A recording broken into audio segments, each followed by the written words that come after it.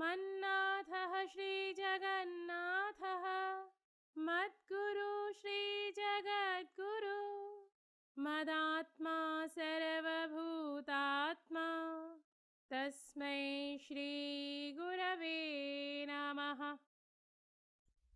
आप सभी को नमस्कार। धर्मधारा के सत्संग श्रृंखला में मैं तनुजा ठाकुर आपका हार्दिक स्वागत करती हूँ।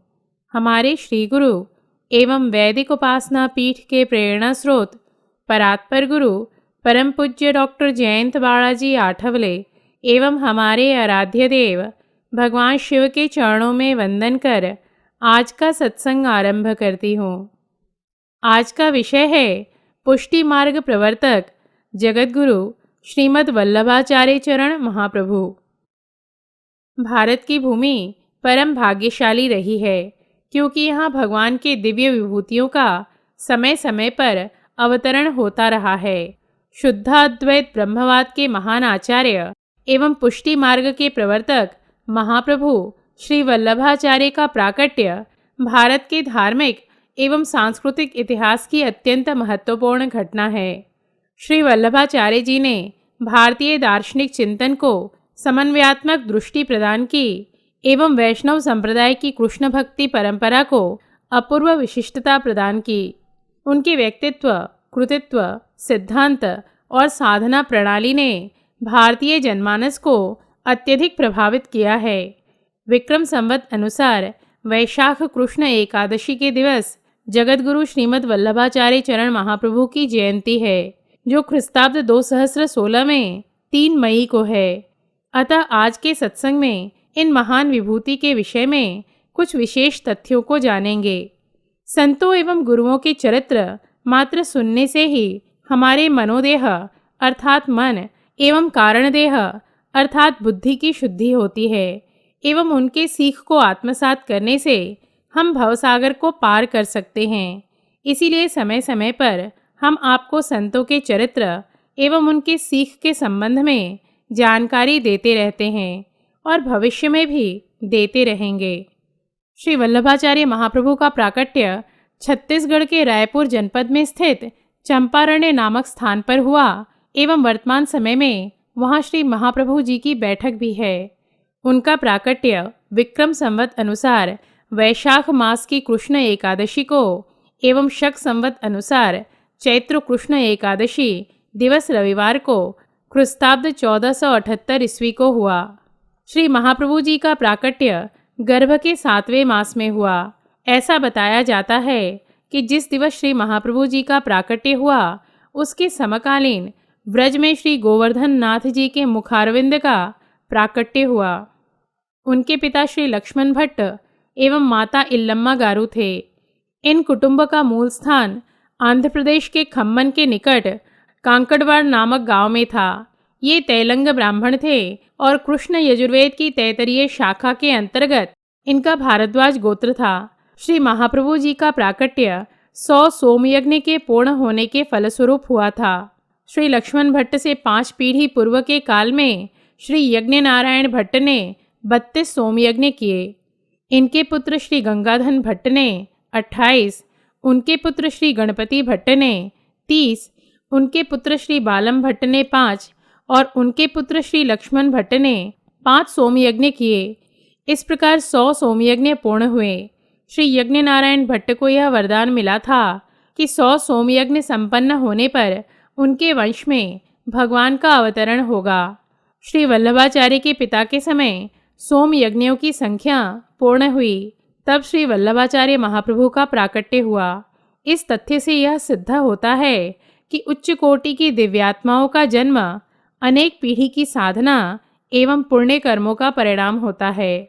इनके पिता श्री लक्ष्मण भट्ट कांकड़वाड़ से तीर्थ यात्रा करते हुए काशी आए और यहीं निवास बनाया। श्री लक्ष्मण भट्ट को पुत्र रामकृष्ण एवं 2 पुत्रियां सरस्वती और सुभद्रा हो चुके थे। इल्लम्मा गारू पुनः सगर्भा थीं। तभी काशी पर यवनों का आक्रमण होने का समाचार फैला। ऐसी स्थिति में श्री लक्ष्मण भट्ट ने काशी छोड़ने का निश्चय कर लिया और अपनी पत्नी के साथ निकल पड़े। लंबी थकान वाली और कष्टदायक यात्रा तथा मानसिक तनाव के कारण इल्लमागारू का सतमासा प्रसव छत्तीसगढ़ के रायपुर जनपद के चंपारण्य नामक बीहड़ में शमी वृक्ष के नीचे हो गया। पिंड में हलचल और चैतन्य के लक्षण दिखाई नहीं पड़ रहे थे, इसीलिए नवजात शिशु को मृत समझकर पत्तों में लपेटकर समी वृक्ष के कोटर में रखकर श्री लक्ष्मण भट्ट अपनी पत्नी के साथ आगे चौड़ा गांव चले गए। वहीं रात्रि में दोनों को स्वप्न में ज्ञात हुआ कि जिस नवजात शिशु को वे मृत जानकर छोड़कर आए थे वह तो 100 सोमयज्ञों के पश्चात होने वाला भगवान का प्राकट्य है। वे पुनः चंपारण्य आए। वहां जाकर देखा कि जहां शिशु को रखकर आए थे उस स्थान के चारों ओर अग्नि का घेरा है और ऐसा प्रतीत हो रहा था जैसे मानो वहां धधकता हुआ अग्निकुंड हो। करुणामयी माँ आग की चिंता न करते हुए शिशु के पास जा पहुंची और अग्नि ने भी जैसे उन्हें मार्ग दे दिया हो। माता इल्लमागारू ने शिशु को उठा लिया और हृदय से लगा लिया। इसी मध्य सूचना मिली कि काशी पर आया संकट टल गया है, अतः श्री लक्ष्मण भट्ट अपने कुटुंब के साथ काशी लौट आए। यहाँ आकर उन्होंने पुत्र का नामकरण संस्कार किया। बालक का नाम वल्लभ रखा। 5 वर्ष की आयु में श्री वल्लभ का यज्ञोपवीत संस्कार हुआ। छोटी आयु में ही श्री वल्लभ वेद शास्त्रों में पारंगत हो गए। पिता एवं गुरुजन उनकी असाधारण प्रतिभा से आश्चर्यचकित थे। एक दिवस यज्ञशाला में श्री लक्ष्मण भट्ट को स्वप्न हुआ कि भगवान के मुख रूपी वैश्वानर ने ही उनके घर में पुत्र के रूप में जन्म लिया है। लोग श्री वल्लभ की अलौकिक प्रतिभा को देखकर उन्हें बाल सरस्वती कहने लगे। जब श्री वल्लभ 11 वर्ष के ही थे तभी उनके पिता का देहावसान हो गया। उसके पश्चात श्री वल्लभाचार्य अपनी माता के साथ दक्षिण यात्रा पर निकल गए। उन्होंने 3 बार संपूर्ण भारत की यात्रा की। ये यात्राएं उन्होंने लगभग 19 वर्षों में पूरी की। वे यज्ञोपवीत, मृगचर्म, दंड, कटी मेखला, तुलसी माला, तिलक, कमंडल, कौपीन कटिवस्त्र एवं उपवस्त्र धारण किए हुए रहते थे। केश जटारूप थे। वे ब्रह्मचारी वेश में थे। पैरों में पादुकाएं भी धारण नहीं करते थे। इस यात्रा को पुष्टि संप्रदाय के ग्रंथों में श्री वल्लभ दिग्विजय तथा पृथ्वी परिक्रमा के रूप में वर्णित किया गया है। इन यात्राओं से श्री वल्लभाचार्य को देश की राजनीतिक, सामाजिक, धार्मिक, सांस्कृतिक एवं आर्थिक परिस्थितियों को जानने का अवसर मिला। ये यात्राएं उनके लिए एक ओर तो शिक्षाप्रद यात्राएं थीं, तो दूसरी ओर उनकी ज्ञान गरिमा के प्रचार प्रसार और व्यापक प्रभाव का कारण भी बनी। प्रवास के समय वे अपना स्थान भीड़ भाड़ से दूर कहीं एकांत में किसी जलाशय के किनारे पर करते थे। उन्होंने जहाँ जहाँ श्रीमद् भागवत पारायण किए हैं वे स्थान आज बैठकों के नाम से जाने जाते हैं और इनकी 84 बैठकें प्रसिद्ध हैं। द्वितीय धर्म प्रचार प्रवास के समय पंढरपुर में भगवान श्री विट्ठल नाथ जी ने गृहस्थ आश्रम स्वीकार करने की आज्ञा दी। ईश्वर आज्ञा को शिरोधार्य कर श्री वल्लभाचार्य ने काशी आकर श्री देवेन भट्ट की सुपुत्री महालक्ष्मी से विवाह किया। विवाह के उपरांत आप तीसरी बार पुनः भारत भ्रमण के प्रवास पर निकले। श्री वल्लभाचार्य महाप्रभु के प्रवास में 2 प्रसंग विशेष रूप से उल्लेखनीय हैं, जिनके कारण संपूर्ण भारत में उनकी आचार्य के रूप में कीर्ति फैल गई। जब श्री महाप्रभु भगवान जगन्नाथ जी के दर्शनों के लिए गए तो वहाँ एक विशाल धर्मसभा चल रही थी, जिसमें विभिन्न संप्रदायों के विद्वान सम्मिलित हुए थे। इस धर्मसभा में वहाँ के राजा भी उपस्थित थे। चर्चा 4 प्रश्नों पर केंद्रित थी। मुख्य शास्त्र कौन सा है, मुख्य देव कौन है, मुख्य मंत्र क्या है और मुख्य कर्म क्या है। उपस्थित विद्वान अपने अपने मत प्रस्तुत कर रहे थे, किंतु कोई सर्वसामान्य समाधान प्रस्तुत नहीं हो सका था। बाल सरस्वती श्री वल्लभ जी ने जब वहां पहुंचकर देखा कि अनिर्णय की स्थिति में धर्मसभा विसर्जित होने वाली है, तो उन्होंने राजा से चर्चा में सम्मिलित होने की अनुमति मांगी एवं राजा की अनुमति देने पर उन्होंने शास्त्र सम्मत उत्तर दिया। अधिकतर विद्वानों ने इस निर्णय की प्रशंसा की, किंतु कुछ हठी एवं अहंकारी विद्वानों ने इसका प्रमाण चाहा। कुछ अहंकारी विद्वानों ने उनके तथ्य को न स्वीकार करते हुए हठ किया कि इस विषय का निर्णय भगवान जगन्नाथ जी पर छोड़ दिया जाए। विवाद बढ़ता हुआ जानकर राजा ने भी इसी का अनुमोदन किया। पुरोहित श्री कृष्ण गुच्छिकार द्वारा एक कोरा कागज, कलम एवं स्याही श्री जगन्नाथ प्रभु के सम्मुख रखकर सावधानी पूर्वक पट मंगल कर दिया गया। कुछ समय पश्चात जब पुनः पट खोला गया तो उस कोरे कागज पर एक श्लोक लिखा हुआ प्राप्त हुआ, जो इस प्रकार है। एकम शास्त्रम देवकी पुत्र गीतम, एको देवा देवकी पुत्र एव, मंत्रोप्येकस्तस्य नामानि, यानी कर्माप्येकम तस्य देवस्य सेवा। अर्थात देवकी पुत्र भगवान श्री कृष्ण द्वारा बाँची गई श्रीमद् भगवद गीता ही एकमात्र शास्त्र है। देवकी नंदन श्री कृष्ण ही एकमात्र देव हैं।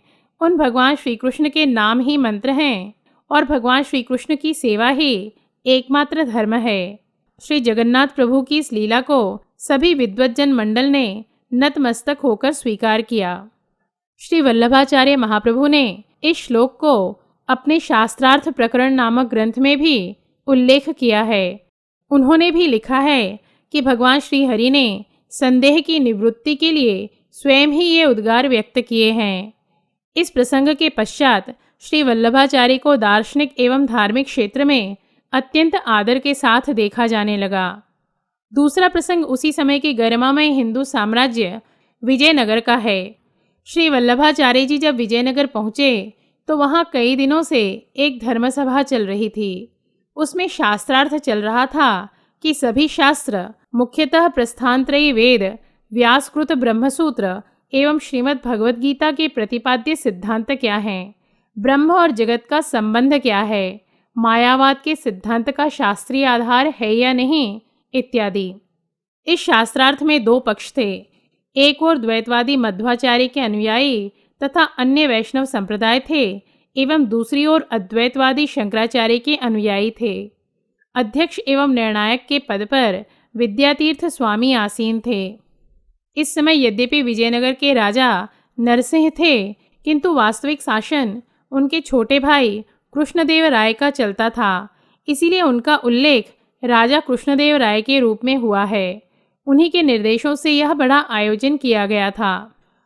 श्री वल्लभाचार्य जी जब विजयनगर पहुँचे तब कई दिनों से चल रहे शास्त्रार्थ में यह स्थिति बन गई थी कि द्वैत मतावलंबी एवं वैष्णव हारते जा रहे थे और अद्वैतवादियों का पक्ष भारी होता जा रहा था। श्री वल्लभाचार्य जी को शास्त्रार्थ में प्रवेश मिल गया।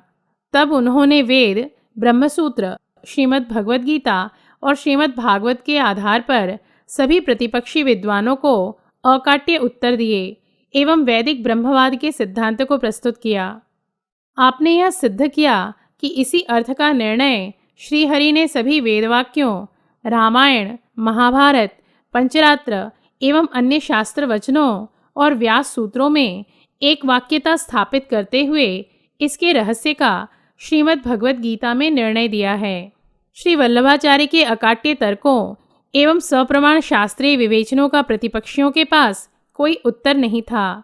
अंत में अध्यक्ष श्री विद्यातीर्थ स्वामी ने मध्यस्थों के निष्कर्ष एवं राजा कृष्णदेव राय की सहमति से वल्लभाचार्य जी को विजय घोषित किया।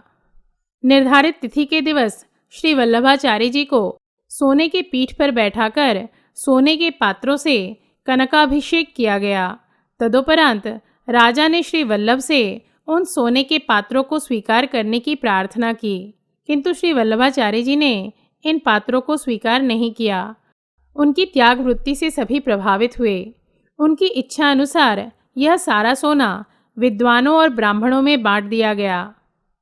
कनकाभिषेक के पश्चात आपका आचार्य के रूप में तिलक किया गया तथा राजा कृष्णदेव राय श्री वल्लभाचार्य के शिष्य बने। उन्होंने एक थाल में सोने की मुद्राएं भरकर उन्हें भेंट की, किंतु श्री वल्लभाचार्य जी ने उनसे केवल 7 मुद्राएं स्वीकार की, जिनसे श्री ठाकुर जी के आभूषण बनवाए गए। श्री महाप्रभु जी ने राजा कृष्णदेव राय को उपदेश में 7 मुख्य बातें बताईं, जो संक्षेप में इस प्रकार है। आश्रम धर्म का पालन करना, प्रजा की रक्षा करना, भगवान की सेवा करना, भगवान के भक्तों का सत्संग करना, विद्वानों की वृत्ति का प्रबंध एवं उनका लोक शिक्षण में उपयोग, दीनों पर दया और नीति और विनय के द्वारा यश का विस्तार। आचार्य श्री वल्लभाचार्य जी को विक्रम संवत अनुसार 1549 की श्रावण शुक्ल एकादशी की मध्य रात्रि में प्रभु श्री गोवर्धन धरण का आदेश हुआ कि ब्रह्म संबंध से जीवों के सभी प्रकार के दोषों की निवृत्ति हो जाएगी। आपने इस आज्ञा को शिरोधार्य किया, प्रभु को पवित्रा धराकर मिश्री भोग समर्पित किया। प्रातः अपने शिष्य दामोदर दास हरसानी को ब्रह्म संबंध की दीक्षा दी। इसी दिन से पुष्टि संप्रदाय में दीक्षा का शुभारंभ हुआ और उन्होंने गोवर्धन धरण श्रीनाथ जी की सेवा प्रणाली निश्चित की। महाप्रभु जी का गृहस्थ जीवन आदर्शमय था। उनमें लौकिकता के प्रति आसक्ति नहीं थी। स्वतंत्र भक्ति मार्ग के संस्थापक होने पर भी उन्होंने वैदिक मर्यादाओं का पालन किया। महाप्रभु श्री वल्लभाचार्य जी को 2 पुत्र हुए, प्रथम श्री गोपीनाथ जी एवं द्वितीय श्री विट्ठलनाथ जी। आपने श्रीनाथ जी के लिए एक छोटा सा मंदिर बनवा दिया था। कुछ समय पश्चात भगवत प्रेरणा से अंबाला के पूरणमल खत्री ने आपसे अनुमति लेकर श्रीनाथ जी का विशाल मंदिर बनवाया। महाप्रभु श्री वल्लभाचार्य जी गृहस्थाश्रम की मनोहर वाटिका में अधिक दिन आनंदित नहीं रह सके। अतः सुबोधनी का कार्य पूर्ण होते ही पत्नी से अग्नि प्रकोप द्वारा आज्ञा प्राप्त कर मानस संन्यास दंड धारण कर लिया एवं संन्यास के पश्चात श्री वल्लभाचार्य जी काशी में हनुमान घाट पर रहने लगे। श्री आचार्य जी ने जल समाधि विक्रम संवत अनुसार 1587 ईस्वी में आषाढ़ शुक्ल द्वितीया दिवस रविवार को रथ यात्रा उत्सव के दिन मध्याह्न में हनुमान घाट काशी में सुर सरिता गंगा जी के प्रवाह में ले ली। उस समय उनकी आयु 52 वर्ष थी। पुष्टि मार्ग में महाप्रभु के स्वधाम प्रस्थान को आसुर व्यामोह लीला कहा जाता है। श्री महाप्रभु जी ने लीला प्रवेश के पूर्व 40 दिन का व्रत तथा मौन धारण किया एवं अंतिम समय में अपने दोनों पुत्रों को अंतिम उपदेश रेती पर अंगुली से लिखकर जो दिया उसे शिक्षा श्लोकी कहते हैं। वे सार्धत्रय अर्थात 3.5 श्लोक हैं। ये श्लोक शिक्षा श्लोकों के नाम से पुष्टि संप्रदाय में विख्यात हैं। श्री वल्लभाचार्य महाप्रभु के 84 शिष्यों के अलावा अनगिनत भक्त, सेवक और अनुयायी थे। वस्तुतः श्री वल्लभाचार्य जैसे विभूति के विषय में जितना बताया जाए वह अल्प ही होगा, किंतु व्हाट्सएप सत्संग की अपनी समय मर्यादा है। अतः आज का सत्संग महाप्रभु के श्री चरणों में वंदन कर एवं हमारे गुरु परम पूज्य डॉक्टर आठवले तथा भगवान शिव को कृतज्ञता व्यक्त कर समाप्त करती हूँ। धर्म और अध्यात्म से संबंधित धर्मधारा के सत्संग श्रृंखला में हम नए तथ्यों के साथ पुनः उपस्थित होंगे। तब तक के लिए नमस्कार। जयतु हिंदू राष्ट्रम।